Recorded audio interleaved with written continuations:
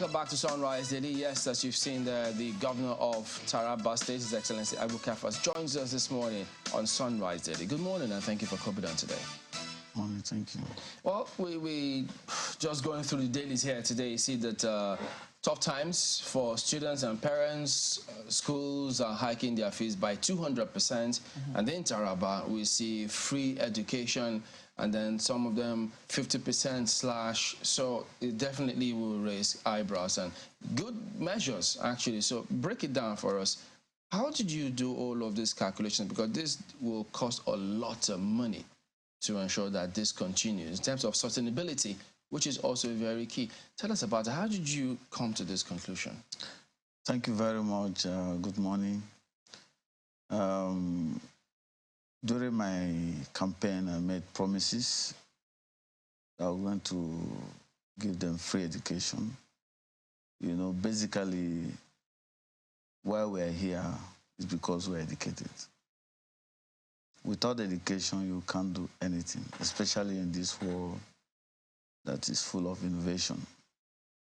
And one of the reasons why you see people go into all sorts of crime is because they are idle. And we have our children are there, and if we don't give them that foundation, you can imagine what the future will look like. So I feel that they deserve basic education, and it should be free, because some parents can't afford it. Some parents have like 6 children, and maybe the school fees is 2,000, and they can't even afford to send 6 of their children to school. So what they have to do is, okay, you go to school first, the other one should wait until life is better. So you can imagine what's going to happen. The reason why I have to do this is because I have been paying school fees for children for over years. For more than 20 years. For children that are not my children. I've been sponsoring them in schools. I've sponsored a lot of people in private university, especially in Kuala Lumpur University, who carry over 500 students. So there's no single household in Ukari local government that have not produced a graduate. So if I can do that on my own, what about the government? It's a good initiative, one must say. But now, what is the plan for teachers? Yes. Now, you have to train the teachers. You have to consider their welfare so that they will also give the children the best. But the first thing you have to do first, you have to break that barrier first. Make the children and their parents be interested in school. Then you will not go back to the teachers. I'm assessing the teachers right now. Let me know the number of teachers that are there. Then, like in Taraba, we have over 2,000 primary schools, over 270 secondary schools. For the teachers, we have like maybe 6,000 teachers in total. So now we have to sit down and look at how much are teachers paid. What of the level of training they receive? You discover that most of the teachers were never trained. So they can't even give the children the best. So all this, putting them together, we'll work out resources to see how we can get it right. Some you declared free, and then some of those you slashed by 50%. Yes. What was the consideration for that 50%? Okay, now the reason why I made basic primaries and basic secondary school free is to build a solid foundation. Now going up there, I could remember about 2-3 years ago, I was paying fees for some students, maybe 30,000 for indigents. Now, after that 1 year, the next year the school fees increased, and they keep increasing. and a lot of students are out of school. So there is something wrong fundamentally. That's okay. Instead of you children going on, youths going on drugs and being used for all kinds of things, there are some people, some children don't even have parents. So they have to survive on their own. You see a lot of young girls just going about to get money to go and pay school fees. That's okay. It is the government's responsibility. Let's start from somewhere. Now, in those days, they used to give scholarship. But now there's nothing like that. So since we don't have much resources, cut it down. The school management, come and sit down with me. Let me know what you use the school fees for.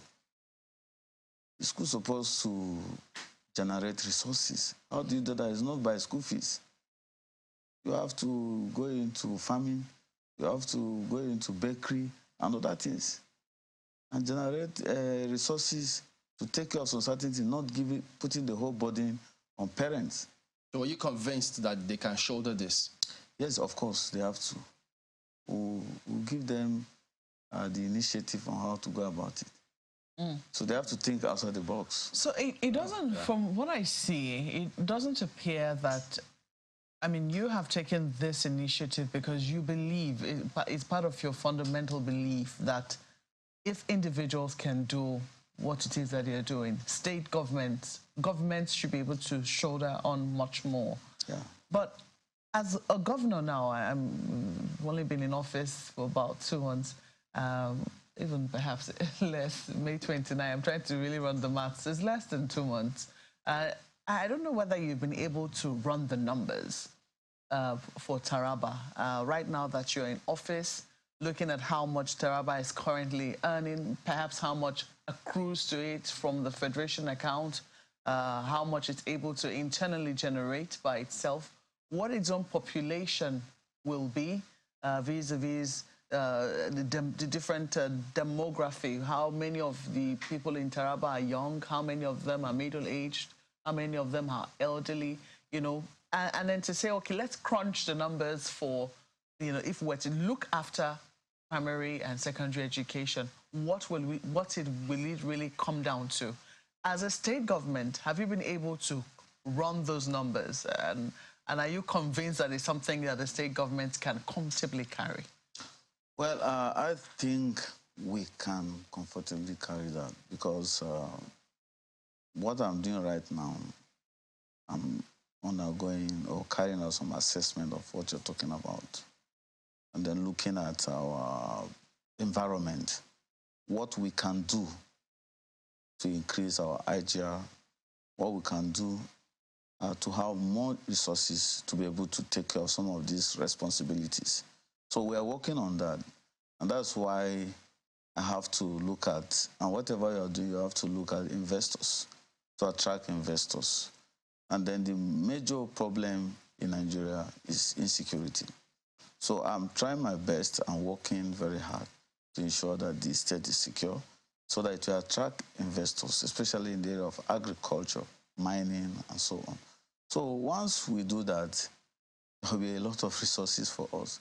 So I don't want to depend on what is coming on the Federation account.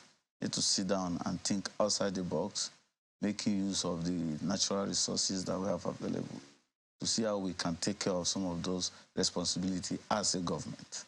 But that hasn't come in yet. The investors are yet to come in. So, but the school fees are going to be paid from September. Yes. When students resume, I think right now they'll be going on holidays. But when they come back in September, you'll have to pay, you know, take care of this, whether or not the investors have come. We are talking to some development partners, and also we are working on supplementary budget. Yesterday I had a meeting with our bankers. We're looking at some of those things to see how we can get some loan as a government to work. Because the government must function. So we have to work. We have been working together. There are bankers sit down. This is what I want to do. Do you have an idea of how many students are involved? Yeah. Well, like in primary school, we have 2,070 students in primary school. 2,070? Yeah, 2,070. Not 2 million? No, 2,070 students in school. Is that as a result of poor enrollment? Poor, yes, poor enrollment, yeah. 2,070 Yeah, there are students? some families that they don't even That's really have, poor. yes, they don't have anybody in school. They're just there. In primary school? Yes, primary school, 2,070. You can ask your people to check. Secondary school, we have 280-something. 280-something thousand? Yes, students. So the population of students in primary school, I think it says a lot. It might not be because you don't have children. Sorry, we have, 2,070 schools, primary schools. Aha, Yes. I was wondering, it has to be schools. We have 16,000. We have more than 16,000 students in primary each one of them? Yes, no, in primary school. Okay, and this is public primary school? Public primary school, because a lot of people usually prefer to send their children to private primary schools around them. But let me take you up on this, on the issue of maintenance, because I see that the schools which you visited right there in Taraba, maybe it's in Jalingo, I saw that some of the buildings were really old. Some of them were new. Some of them were relatively new. Which, you know, brought to my mind the question of maintenance. The fact that we enjoy building new things. Look at, this is really old. You can see that the roof has fallen out. And this one looks relatively new. I'm unable to say, this is me just making up my mind from the quality of the paint that's I see, you know, right outside the school. But I don't know, you can clarify for us. But what it comes to my mind is that sometimes people, you know, governments prefer to build new buildings because, one, they are able to grant a contract. It's something that is visible. It's something that the state governor can easily say, I built this. But the question of maintenance is a very big problem. So even if more classrooms were to be built, even if, you know, new schools were to be erected, how do you think that these edifices can be maintained on a more sustainable basis? Okay, before I go into that, we have 2,070 primary schools. Yes, 2,070 primary schools. Then we have 281 secondary schools. 281 secondary schools. Yes. Okay. Then in the primary schools, we have 541,000 students. 541,000 students in the primary schools. Okay. Then we have 16,400 teachers for primary school. Then we have 281 secondary schools. We have 66,984 students. And then we have 4,062 teachers. 4,062 teachers. Yes. Coming back to your last question. Yes, about maintenance. Maintenance. You know, maintenance culture is a problem in Nigeria. So it cut across. Most of these buildings, they don't meet the standards. Like the school I visited, I have to direct them to close that school. You had to close the school? You have to close the school. It was that bad? Very bad. It was a unity school. Whoa. If you go to that school, even you yourself, you'll be angry. Yeah, I will be, because he went to a unity school. So, yes, find out. Just find out, you see. They have more than 500 students in that school from 19 northern states. And it's supposed to be a boarding school. No single mattress. No single mattress. So, humanly, you know that it's dehumanizing. How long is it going to be closed for? Or what happens to the students in the meantime? Yes, the students, we're making arrangements for alternative place for them while we make arrangement to build. I've put a committee on ground to redesign the school But we're pulling down the building completely. And the building itself is just blocks. There are no pillars. Isn't it, what they call that? Isn't it a federal government school? The Unity School? And since he went to Unity School, he will be able to say that. So, maintenance culture is very poor. Yeah. So that is why I'm seeing things starting afresh. Okay, so you're not discriminating whether it's a federal government school or whether it is... No, I'm not discriminating. The schools need all the help. We need all the help they can get. The help. In fact, all the help. Yeah. And if I'm able to work on the government schools and I still have resources, I will support the private school. The most important thing is to make a mark in the life of people, building the future. Yeah. Okay, you SOSA president should note some of these things and landmarks, but our colleagues have got questions for you as well, even though we haven't even scratched the surface. Security, several areas. Guys, please go ahead. Well, Chamberlain, it's quite a lineup for Governor Kefas, so we'll try to take it as we can. But on the education is major, the bedrock of the society, as they say. So let's be clear, Governor Kefas, when is the start-off date for this free education and the 50% cut?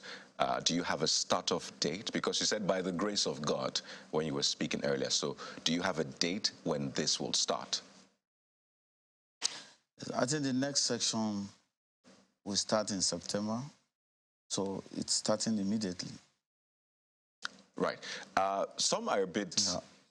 Okay, so it's starting immediately from the coming session, but a lot of people are a bit skeptical about this. Beautiful idea, I must say, and I imagine a lot of other governors are saying, okay, maybe something we can look into, but in terms of the funding and particularly getting the schools to raise, funds or raise some sort of funding for themselves, you talked about that. Don't you think that might distract the school from its core purpose of education? I imagine if the principal has to think, okay, we have a farm, we need to ensure that this farm raises money, and he needs to also run the school itself. Don't you think there will be a conflict in that light? Well, you always have conflict. The most important thing, well, I think I've lost him. No, you have not, actually. I can hear you loud and clear. Okay, fine. The most important thing is to get things done properly, whatever it will take. And I'm not alone in this business. There are many people out there that are interested in investing in the life of our youth and our children. But they're looking at the right people to put in their resources. So I'm going to call on all like minds, people that are interested in the future of the children. They will come. And apart from that, we'll make use of what we have to get what we want. We need to get it right. The foundation is very, very key. So I don't see any problem in that. It's a government responsibility. We need to cut down some certain things to be able to achieve this. So some expenses need to be cut down and then channel these resources to education. I'm sorry, does that include maybe your salary, your convoy, and all of that? What do you mean by expenses will need to be cut? Are you also taking that on board as government? Are you cutting salaries? Are you cutting in all of those things that people complain about? We're going to sit down with my team. We'll look at areas that we need to cut down. And if it means cutting down convoy, cutting down some of these things, we'll do that. But it depends on what is available for us to do. But one thing I want to assure you is that this mission that is ahead of me must be fulfilled. Interesting, Governor Kefas, to listen to you, talk about how you would cut down and, the results. I'm sure Taraba citizens will look forward to the results. It was also interesting to listen to you give us the figures, just to mention a few. 66,984 students in secondary schools, 16,000 teachers, 2,070 schools. And I was looking at a report yesterday that says one of the chieftains in the All Progressives Congress in the state, saying that when he was in the Ministry of Education, the budget for all schools, all public schools, was 10 million naira. I'd like you to confirm that, you know, it was 10 million naira. If that is the case, Governor Kefas, it would seem like governments over time have ceased to invest in the public education sector, perhaps because, you know, the simple, not far-fetched reason is that they send their own children to private schools, and that's why, you know, that, you know, dilapidation is seen in public secondary schools. So how are you going to approach this? And is it true that what goes to public secondary schools in Taraba State as monthly running cost is 10 million naira? Well, I don't know. I've not met with them, but I'll look at that and then see how we can improve on that, because since my focus is on education, we'll be able to do everything that is necessary to ensure that we achieve that. So I'll look into it and see. I'm not aware, but by the time I sit down with them, they'll be able to give me the figures, and then we'll rub minds together. We'll work as a team. Then I'll tell them, this is what I want to achieve. And I know it is achievable. So what can they do? So all of us will sit down and arrive somewhere. And because the children are our children, all of us are involved in it. We are all parents, so we should be able to take responsibilities and make some sacrifices. So I think we'll achieve that. And will your reforms also include an initiative such that, you know, public servants and indeed members of your cabinet, you know, must send their children to school, an order that they must send their children to school, such that the investment and reforms will be sustained, and then there'll be development in Taraba State education sector? Well, just like I did mention, primary, secondary school is compulsory and free. So we'll put in the machinery in place up to the ward level to sensitize people, to make them to understand the need to send their children to school, and that is free.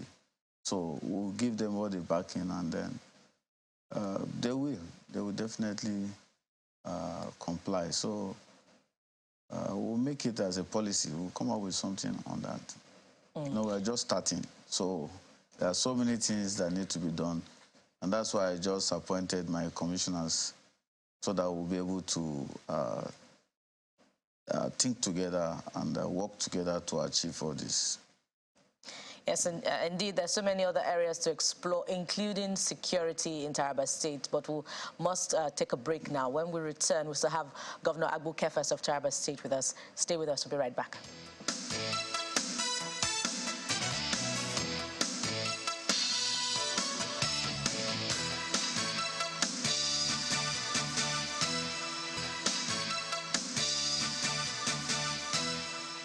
Welcome back to Sunrise Daily on Channels Television, where we've still got Governor Abu Kefas of Taraba State with us, and interesting facts and figures have emerged following his declaration of free education in the state. And there's so many other areas to touch, including security. But I'll yield the ground now to my colleague Kaidi. All right, thanks, Bukola. Security, yes, it's big, because a lot of people might not know that Governor Kefas actually retired as a lieutenant colonel. So I imagine that security is something that he's well familiar with. But just before that, you spoke about your cabinet, the formation of your cabinet, what you recently appointed, what, 21?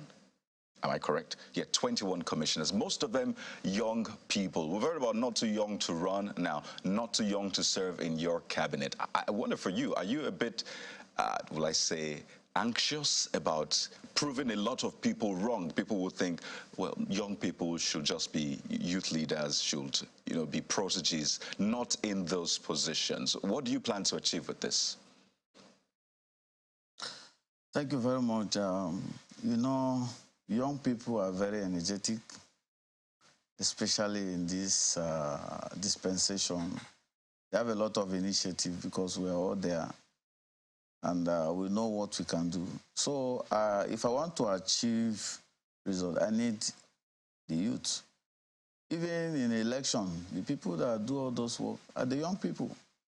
So why can't we get them involved? Why can't we start grooming them into position of leadership? Because we have to look into the future. We shouldn't be thinking of today. So I have to take that decision because I want to achieve result. And if I want to achieve result, I need to use the right people. And the youth are the right people to use, and women. So we have to do what is right. So I think I'm on track. So it depends on individuals. But for me, this strategy, I believe, will work for me. I mean, I imagine the average age for the commissioners in your cabinet will be in their 30s. I understand even 5 women made it to your cabinet, breaking a record essentially. But for those who think this is a move by you to just put people that are malleable, people that you can easily influence, people who they believe might not be able to think for themselves because of their life experiences, what do you say to those people? How would they say somebody at 30 cannot think for himself and educated? All of them, check their profile, they're all educated.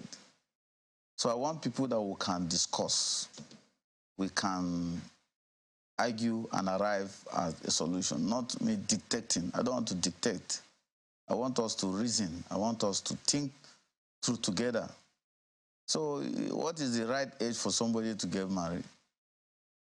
Some of us we married before we became 30.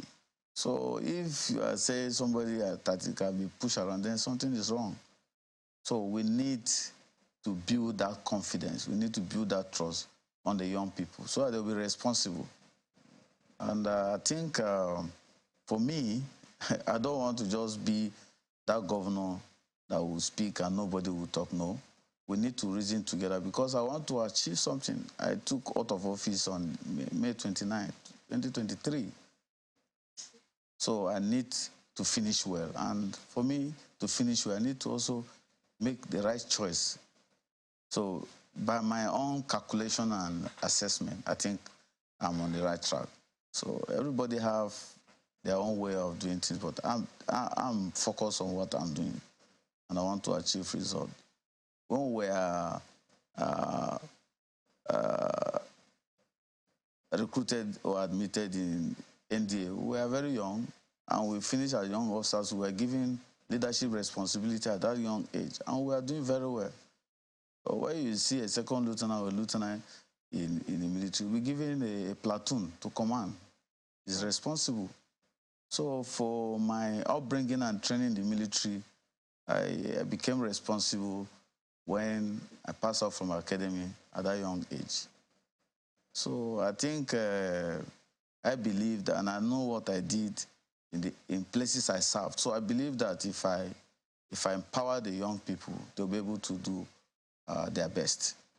And also, I also included some other ones there to be able to guide them. And it's mentoring. They'll get there. Hopefully. Let's touch on security now, Governor Kefas. Taraba has had its fair share of challenges, either it's banditry, kidnapping, or even ethnic skirmishes between the Tiv and Jukum, I believe. And there's the ongoing debates now, you know, particularly in the north, about how to tackle this, with the former governor of Zamfara State saying there is a need to negotiate because negotiation is a normal global practice. And, you know, there's also that aspect of the disconnect, you know, amongst governors of the North about how to go about it regionally. I wonder what your approach is and what's the experience really that you'll be bringing to bear from your experience as a retired lieutenant colonel. So what would be the approach that you'll be deploying and how would you be working with governors at the regional level? Well, the issue of security is a national issue, and it varies state by state. Every state have their own peculiarity, but there are some common threats to security that affects everybody. So for me, I'm approaching this issue based on my own problems at home. Just like you mentioned, you look at issue of maybe vandalism or some things, you have to find out the root cause. You look at kidnapping. Why are people kidnapping people? For what? Is it for ransom or for whatever? Then you look at the ethnic crisis. What are they fighting for? So once you do all those assessments, then you'll be able to know the way to approach them. If you want to deal with the issue of security in the way that you get result, you must understand it, and you must get enough intelligence. You need intelligence, and then you need to analyze those intelligence, and then to be able to come out with the solution. So it's a process. It's a cycle that you need to process them step by step, so that you can get results. So for me, I believe that the insecurity, in fact, if you look at the northern Taraba state is relatively calm. You can't rule out some of those things. So we're picking them one after the other to deal with them. So I believe that I'm going to stabilize my state properly in terms of security. And then I know that NIMET, they met the Nigerian Governors Forum, and then he was talking to the governors about preparing for flooding. And I do know some months ago about 300 houses or thereabouts were submerged in parts of Taraba as a result of flooding. So what kind of engagement? We've seen some parts of that communique actually. So how is Taraba State preparing for the floods? Well, just like in the discussion, we talk about, they gave us the alert. These are the threats, these are the problem. So we're looking, okay, what is the solution? Some members, some governors were suggesting that River Niger should be dredged. Once River Niger is dredged, it will go a long way in solving the problem. And then this kind of problem has come to stay. We'll continue to experience flood. So what we need is more resources, and then to see how we can solve these problems in our states. But without resources, you can't do much. Because what normally happens is when there is this kind of situation, you evacuate people, put them somewhere, bring relief, and so on. It doesn't work that way. So we are looking at it. This is what we are not expecting, and it's coming. And thank God this is a national issue. So we are discussing it there, and we are looking at all solutions. So we'll be able to tackle them. Did the NGF suggest, when you talk about wanting more funds, is that to go outside the already established method of funding? I'm talking about ecological funds. Are they saying look elsewhere other than that? No. What we are discussing is, now, this situation varies from state to state. We, the state governors, we are on ground, so we know the problem. So once the funding comes directly to the state, then everybody will be able to take some problem and solve them the way they feel it should be solved. So we're in that discussion, and I believe that at the end of the day, we'll be able to arrive at something. So the other fundings that might come, well, we're not sure, but I think the federal government is making serious, is taking this issue very seriously. Okay. Well, let's take a look at the issue. Well, it borders on security, but trafficking. Only recently, I think some traffickers were caught. You also had cause to intervene in the matter, saying that you wanted, as much as possible, everybody involved in that incident to be prosecuted.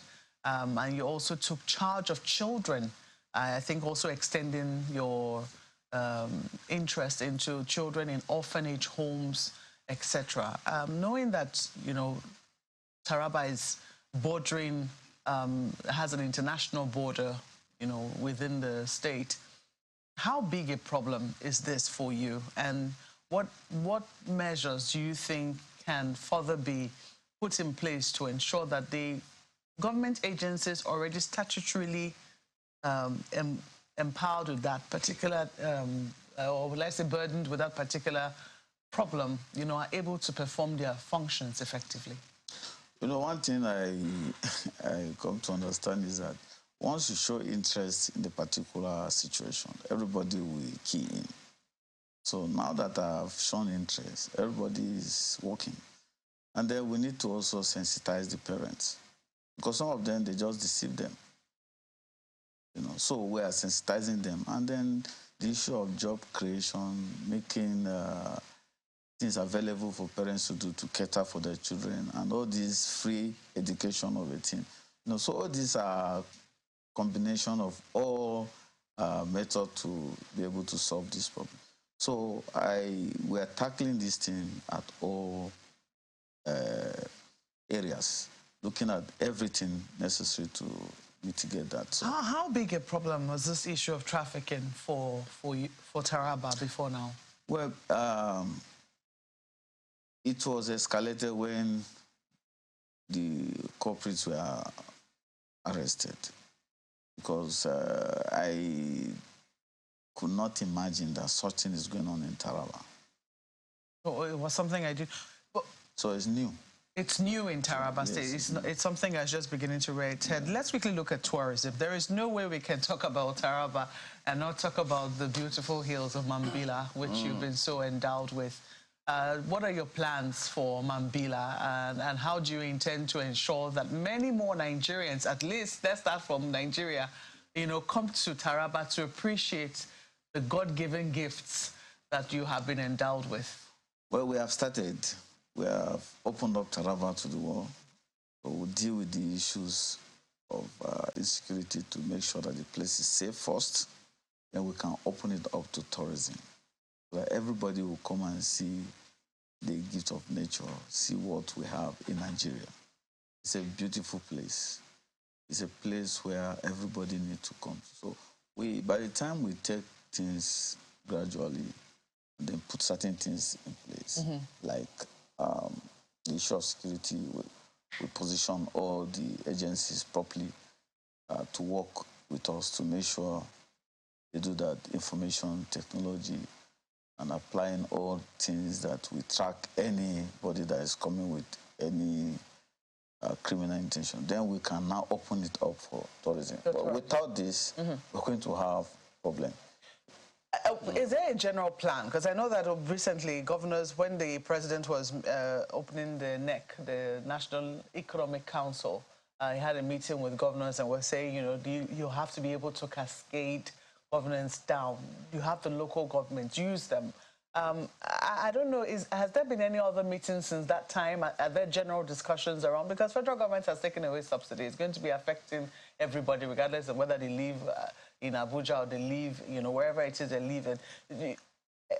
What conversations have been happening amongst governors that you think that, you know, perhaps the federal government will need to, you know, leverage on to, you know, take advantage of, or even the governors too can take advantage of in terms of what is happening at the federal level? Yeah, I think they are working on palliatives to cushion the effect of subsidy. And some of these things are the free education we are talking about. And then also try to subsidize some certain things for people.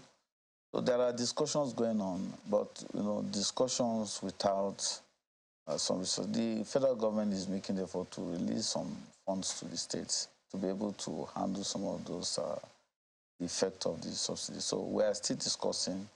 We are still meeting again, and we believe from... You're meeting again when? Do we know? Probably on the 27th or so, or thereabout or so. But the notice will come out, we'll know. So I believe that in the next meeting, we'll be able to come up with something positive. All right, Your Excellency Agbo Kefas, Governor of Taraba State, thank you for coming on Sunrise Daily this morning, and we wish you all the best as you try to reposition the state. Thank you very much. Thank you. All right, so we will be back in just a moment. We're focusing on the Southeast security situation next. Stay on with us.